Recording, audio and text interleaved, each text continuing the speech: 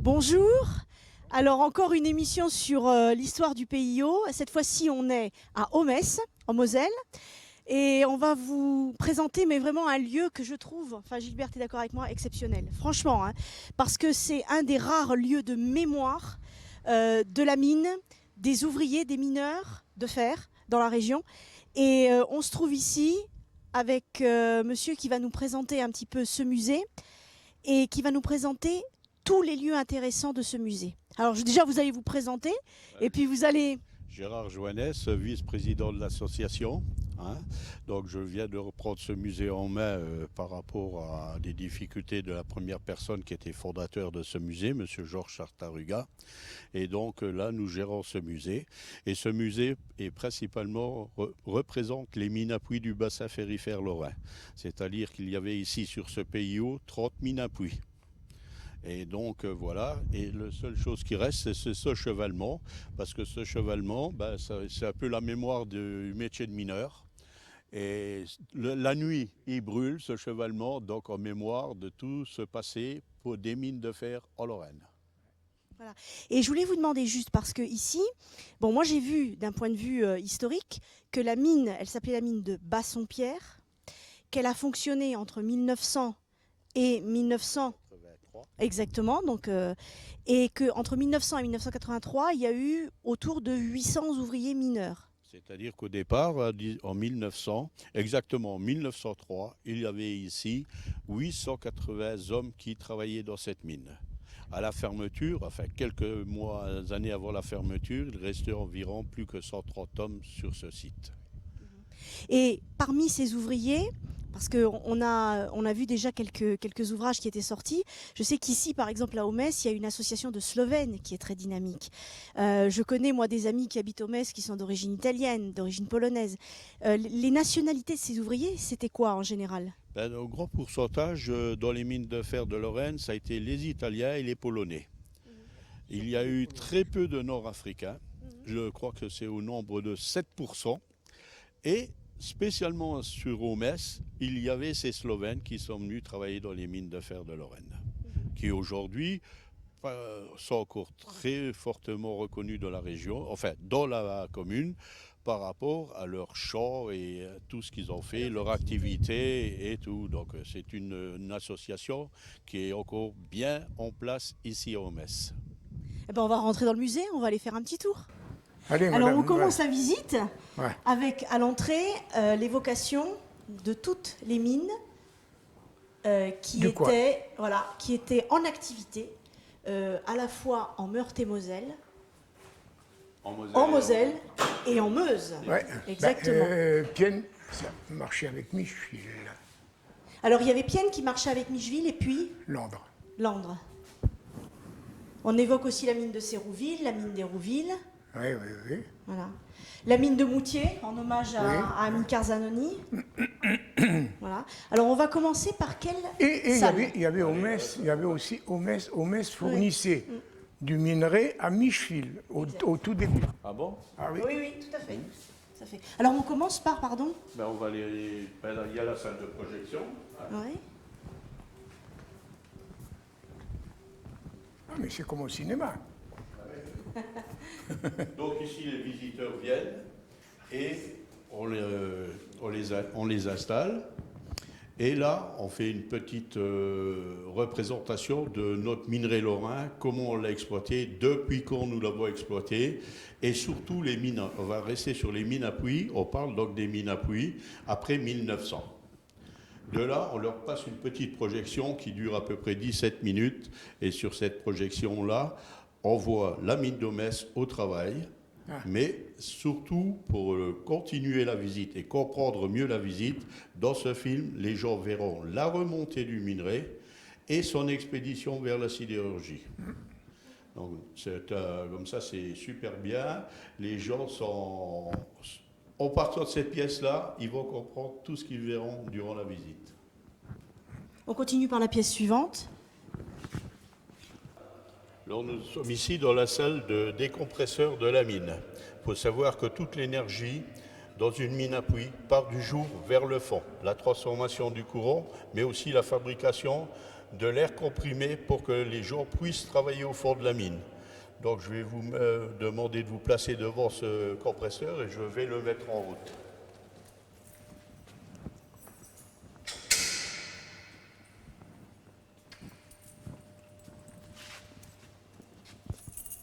Là, vous avez devant vous tout l'outillage que les hommes avaient besoin, donc des années 1910 jusqu'à peu près aux années 1950. Après, Ce sont il y a eu des changements dans les Des perforatrices. L'air comprimé a disparu et c'est l'électricité qui a remplacé l'air comprimé.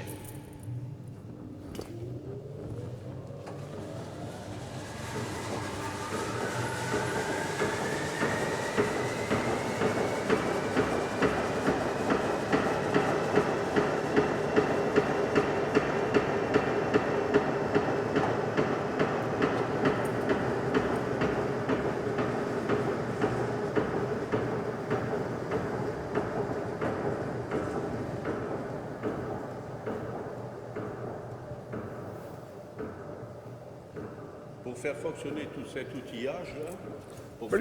tout cet outillage-là, il fallait qu'il y ait 6 à 7 kilos de pression à l'arrivée, à la desserte, on va dire, à l'outil. Voilà. Dans cette pièce aussi, on représente les explosifs employés dans les mines. Il faut savoir qu'il y a eu 3 explosifs employés dans les mines de fer. Il y a eu de 1830 jusqu'à 1920 la poudre noire. Après 1920, il y a eu cette petite cartouche à oxygène liquide, donc le tir à l'oxygène liquide, qui est né en 1920 et a été pratiqué jusqu'aux années 1985, exactement. En dernier lieu, dans les années 62-63, est arrivé le dernier explosif qui était le nitrate de fioul. Donc cet explosif, il y a des mines qui ont tout de suite abandonné cette cartouche et qui sont allées vers le tir au nitrate de fioul. Mais cette cartouche, c'était le moins nocif en tir. On pouvait respirer un peu ces fumées si on voulait. Ce n'était pas une obligation. Donc voilà. Qui les fabriquait, ces cartouches? C'était les petites cartouchières que vous voyez là. Il y avait 2 cartoucheries dans la région, une à Auboué et une à Hayange. Et ces cartouchières fabriquaient ces cartouches tout à la main. Donc le papier, faire le petit étui, le remplissage, le bourrage de cette petite cartouche. Voilà. Après les années 1950, quand la foration est devenue plus profonde, c'est-à-dire jusqu'à la foration jusqu'à 3,50 m de profondeur, automatiquement, il a fallu fabriquer une cartouche qui était le double de celle-ci, donc une cartouche de 80 cm de long. Alors, pour la fabrication de ces cartouches, il y avait besoin d'une machine à tisser, c'est ça? C'est-à-dire que la mise à feu des années 1830 jusqu'à peu près aux années 1940, la mise à feu a été le tir à la mèche lente. Donc ce cordon de mèche lente, il fallait bien le fabriquer. Et là, vous êtes en présence justement de la machine qui tissait la mèche lente. Donc, il y a 2 fils de marque en haut. Dans ce grand tuyau-là, il y a la poudre noire. La poudre noire arrive ici, par cette petite goulotte, tombe là-dedans. Il y a 10 fils de jute d'un côté qui tissent dans un sens, ça crée déjà un cordon. Donc dans ce cordon, il y a le fil de marque, il y a la poudre noire et les premiers 10 fils de jute qui ont tissé déjà une partie de la mèche. Et là, il y a 6 fils de jute qui tournent dans l'autre sens et qui vont terminer le cordon. De là, ce cordon, il va partir au goudronnage, c'est-à-dire il va passer devant la machine qui est là. Donc cette mèche va être goudronnée pour l'isolation dans l'humidité et dans l'eau.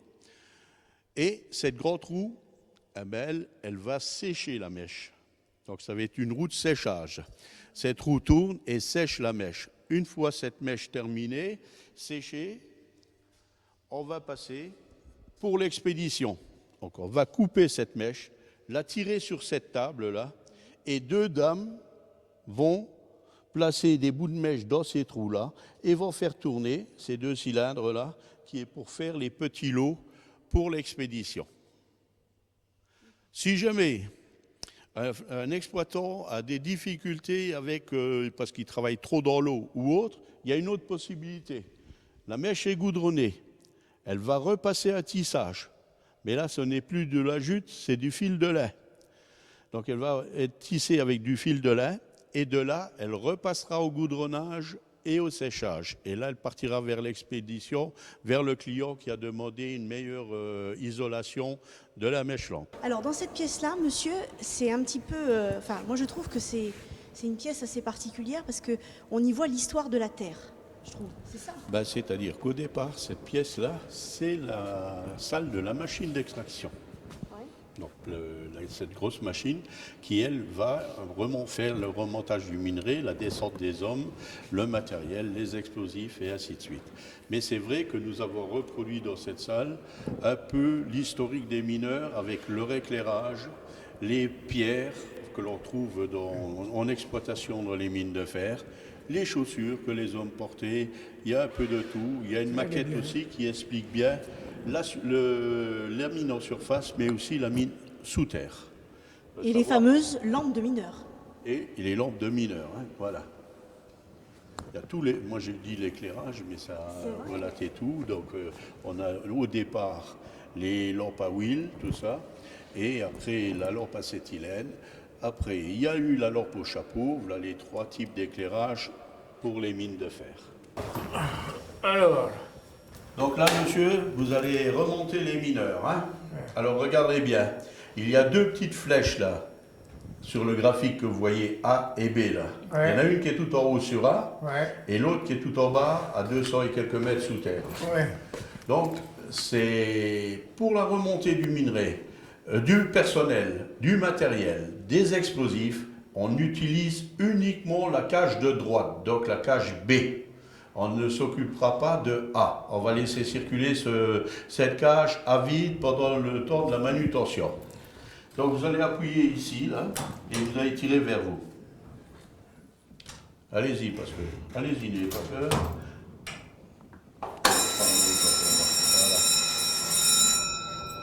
Je sais qu'il y en a qui m'ont laissé s'allumer. Vous voyez bien que ça monte là tout doucement. Ne regardez pas A, occupez-vous que de B. Tenez toujours ce manche dans la main parce qu'il va falloir que vous arrêtiez à PJ là. Vous voyez, personnel jour en haut. Donc il y a une flèche, il faut que la flèche jaune qui monte là s'arrête bien sur PJ.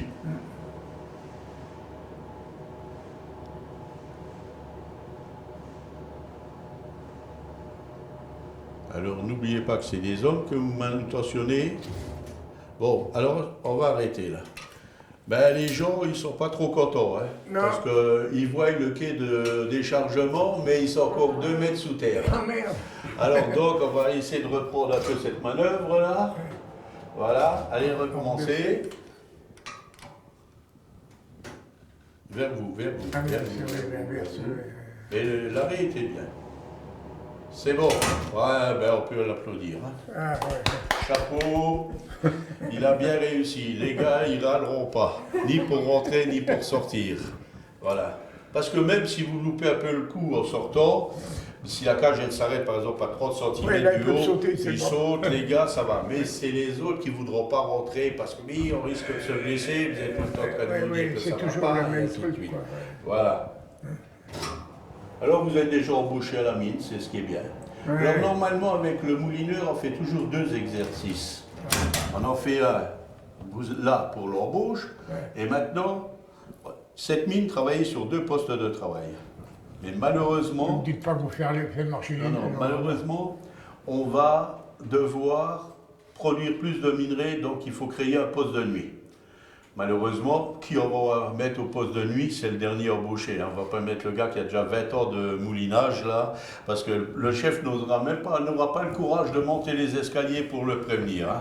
Donc c'est vous qui arrivez au poste de nuit, mais bon, vous êtes bien plus âgé que moi, monsieur. Oh oui. Vous savez très bien que les femmes c'est emmerdant. Donc elles vous ont pas laissé, elles vous ont pas laissé ni dormir ni rien. Va chercher les gosses et bon, sors-moi des pommes de terre du jardin et tout, si bien que vous arrivez fatigué, vous tirez sur le manche, il est 21h30, allez-y. Tu l'as? Oui, mais malheureusement vous endormez. Non, touchez pas.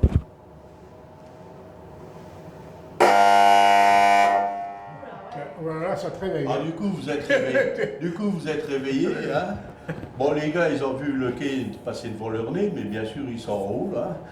Les crêtes, il n'y a pas eu de tués ni de blessés. Hein. Alors là, Il n'y a pas eu de tués ni de blessés parce que cette. oui, ça se coupe automatiquement. Il y a un truc qui a arrêté le courant, bien sûr, mais il y a une boîte noire sur les machines d'extraction. Regardez bien en dessous de l'écran. C'est le Carling, c'est la boîte noire de la machine d'extraction. Ouais. Pendant tout le poste de travail, elle va noter chaque anomalie, pourquoi à telle heure ça n'a pas circulé à la vitesse que ça devait circuler. Ouais. Et ça, c'est lu tous les jours par l'ingénieur. Donc l'ingénieur, quand il va voir que les hommes sont partis au ciel, automatiquement, ils vont vous convoquer. Mais vous savez que dans les mines, on peut en casser et en faire. Hein. Ils ne vous foutent pas la porte comme ça dans les mines. Il faut savoir que dans notre sous-sol lorrain, sur 30 km de long, de Luxembourg jusqu'aux portes d'Étain, et dans le sens contraire, de la Belgique jusqu'à Nancy, sous 120 km, notre sous-sol, c'est un gruyère.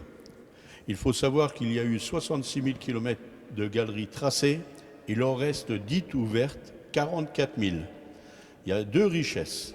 Pendant plus de 150 ans, ça a été l'exploitation minière, et aujourd'hui, ces galeries sont remplies d'eau et c'est nos sociétés de traitement d'eau qui l'utilisent pour nous autres nous servir au robinet ailleurs, que l'on soit Up ou frontière belge, le Luxembourg, une partie de l'Allemagne et jusque dans la Marne aujourd'hui on boit l'eau des mines.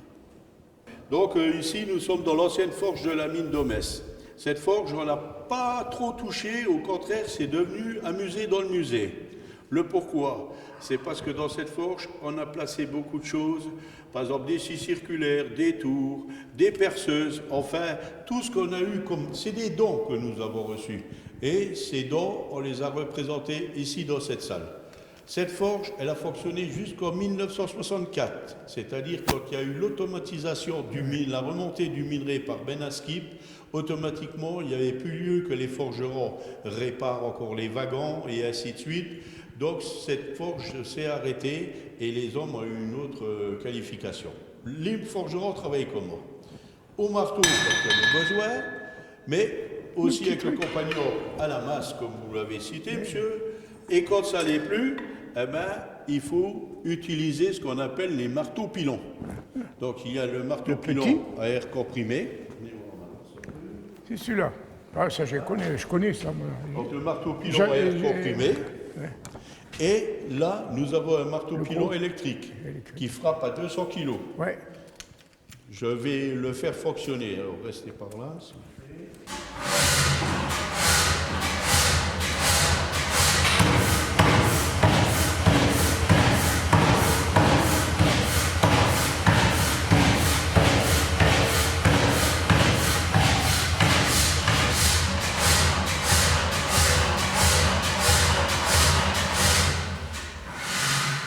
Alors, imagine-toi le soir quand tu rentres à la maison, et je boum, ça ne s'arrête plus. Alors, on va rentrer dans une nouvelle pièce. Gilbert nous attend déjà. Alors, elle est un petit peu particulière, cette pièce, parce qu'il y a un objet qui est particulier, mais surtout, c'est ce matériel-là qui est assez impressionnant. Cette pièce est très diversifiée. On a tout de suite à l'entrée un petit concasseur pour concasser le minerai. Mais c'est une réplique exacte de grand concasseur du fond de la mine. Voilà. Après, nous avons ici dans cette salle des pompes d'exor. Donc on démarre avec des pompes à air comprimé. Après, vu l'importance des galeries et autres, l'eau qui nous arrivait toujours en plus grande quantité, donc il a fallu installer des stations de pompage et ces stations remontaient l'eau du fond de la mine jusqu'au jour. Après, nous avons un petit sujet qui est le V1. Pourquoi V1 dans les mines de fer? C'est-à-dire que nous avons retrouvé dans une mine à Tchercelé des éléments que des prisonniers du camp de concentration de Thil fabriquaient. Donc, c'était plutôt des particules pour le fuselage et les réservoirs d'air comprimé pour le V1. Ces éléments étaient chargés dans des wagons et bien sûr envoyé vers les rampes de lancement où on a envoyé ce VA vers l'Angleterre. Voici les particules, donc c'est pour le fuselage du V1. Et les bonbonnes vertes que vous voyez au sol, là, c'est les réservoirs d'air comprimé pour la propulsion. Voilà les éléments que ces prisonniers fabriquaient. Et bien sûr, il y a des maquettistes de l'association qui ont voulu réaliser ce V1 grandeur nature. Donc c'est pour ça qu'il est ici dans ce musée des mines de fer. Alors, il faut savoir que dans les mines de fer, le courant le plus employé, surtout quand ça demande de la force, c'est le 500 volts continu. Et ici, nous sommes en présence d'un redresseur à mercure. Ce redresseur à mercure, il y a du 380 qui rentre par les branches du bas et il y a du 500 volts qui ressort par les branches du haut. Là, il est pratiquement comme s'il était en place au fond de la mine, si vous voulez. C'est surtout pour le roulage, c'est-à-dire pour le transport du minerai, qu'on utilisait ces redresseurs pour prendre le relais et que ces locaux puissent continuer le plus longtemps possible leur chemin. Donc là, nous sommes sur le carreau de la mine. Le carreau de la mine, c'est l'ensemble des installations de surface. Hein? Donc vous allez voir que là, on a quelques petits bâtiments, c'est notre musée, mais droit face à nous, là, il y avait le bureau de la direction. Donc avec les secrétaires, les comptables, tout ça, et l'infirmerie. On va aller passer sur le petit bâtiment plus foncé, là, avec le toit plus foncé. Ce bâtiment, c'était l'ancien vestiaire de la mine. Ce vestiaire-là, de 1900 jusqu'à 1964, les hommes sortaient du vestiaire, passaient sur le carreau de la mine et empruntaient les escaliers là qui montent au chevalement. Jusque, on appelle le plancher du haut. Attention, le plancher du haut, c'est pas celui tout en haut, c'est celui au milieu. C'est le plancher de travail. C'est là qu'arrivaient les berlines, qu'arrivait le personnel qui allait prendre la cage, tout ça, sur le plancher qui est à mi-hauteur, là, vous voyez. En 1964, le patron automatise complètement la remontée du minerai par Ben Askip. Donc il dit, je ne vois pas pourquoi mes hommes doivent encore sortir sur le carreau, emprunter des escaliers. Et là, on va creuser un souterrain et ils vont aller prendre la cache quelques mètres sous terre. C'est ce que nous allons aller voir. D'accord. Donc on s'engouffre et on va descendre. Voilà, là on emprunte ces escaliers. C'est un escalier de service. Hein. Les gens, il faut savoir qu'ils venaient par le souterrain. Ici, nous sommes donc dans ce couloir qui rejoint le vestiaire de la mine. Il faut savoir que le matin, à 6 h du matin, les hommes arrivaient du vestiaire et allaient prendre la cache quelques mètres sous terre. Et à 13h30, c'était le passage d'hommes. Des gens qui sortaient de leur poste de travail, des gens qui allaient à leur travail. Ici, nous avons reproduit ces petits paniers. Ce sont les vestiaires dits salles dépendues, où les gens accrochaient leurs habits. Dans les mines de fer, ça n'a pas été une généralité. Il y a dans ce bassin que 7 mines qui ont employé ce type de vestiaire. Alors ça, ce n'est pas Bassompierre ou Metz, ça c'est pas Jarny, ça c'est pas Bouligny, non. Chaque homme personnalisait son vestiaire. Je suis un costaud, je fais un grand vestiaire. Je suis plus petit, j'ai un petit vestiaire me suffit.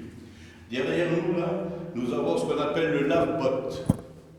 Impératif, on sort du fond de la mine, on a omis de laver ses bottes, le dernier recours, c'est le lave-botte. Ah oui, Maintenant, nous allons faire comme nos collègues là, qui arrivent du vestiaire, c'est 4 mineurs qui arrivent du vestiaire avec le sourire. Ils ont de la chance, moi je n'ai pas souri souvent. Oui, surtout le matin. Ces gens arrivent et cette fresque, elle a été faite par Laurent Nuciantini de Hussigny. Voilà. Donc on va faire comme eux, on va aller prendre la cage.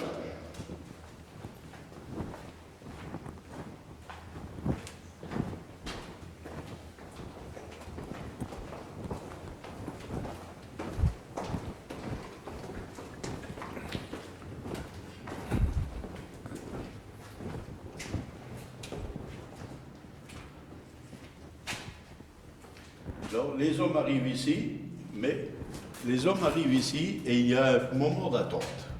Le pourquoi, c'est parce que les caches circulent dans le puits, donc ces jeunes arrivent là et attendent. Et on a encore placé quelques affiches de sécurité. Le pourquoi, il faut quand même que ces hommes se mettent bien dans la tête qu'ils vont vers un métier à risque. Maintenant, contre ce mur, il y a ce qu'on appelle un râtelier, avec le porte-taillant. C'est l'outil que les foreurs emploient pour forer les coups de mine. Les noms que vous voyez, Villerue, Ida, Crune, Butte, ce sont les quartiers de cette mine. Les gens travaillaient près de Villerue, travaillaient sous Ida, travaillaient près de Crune, travaillaient sous Butte. Voilà. On peut remarquer aussi une chose, c'est qu'à Butte, il n'y a pas ce porte-taillant. Pourquoi? Parce que dans ce quartier, les gens travaillaient avec ce qu'on appelle un mineur continu. Donc c'est une machine qui abat la roche. Ouais. Là, je vais vous faire entendre une petite simulation des cages qui circulent avec la remontée du minerai dans le puits. Alors ça va sonner, dring, dring, dring.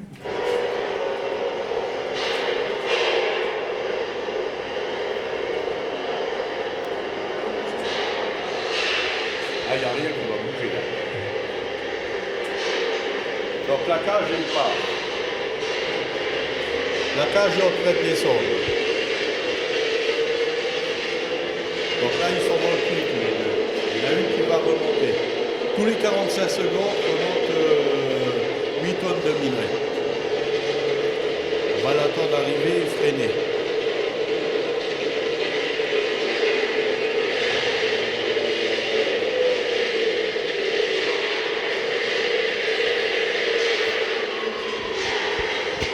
Elle se met en position et elle va verser son minerai.